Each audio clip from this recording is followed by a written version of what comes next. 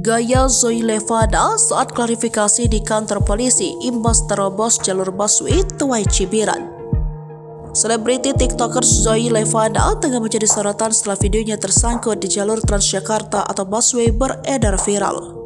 Peristiwa ini terjadi di jalur Transjakarta di Jalan Pluit Permai Pluit Panjaringan, Jakarta Utara, Minggu 19 Mei 2024. Setelah viral, tersiar kabar bahwa konten tersebut hanya settingan untuk kepentingan konten belaka.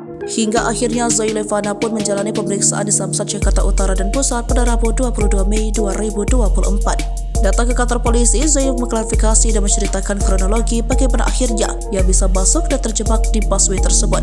Tak ayal gaya penampilan Zoe ketika di kantor polisi ini pun ikut diperhatikan para warganet. Saya mau klarifikasi tentang video busway. Saya membuat video itu bukan karena saya ingin viral, saya pun tak menyangka bisa viral.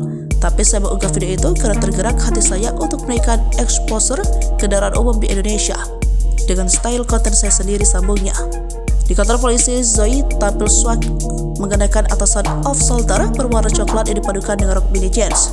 Bahkan untuk mendukung penampilan, ia juga terlihat mengenakan sarung tangan kulit warna hitam serta kacamata hitam.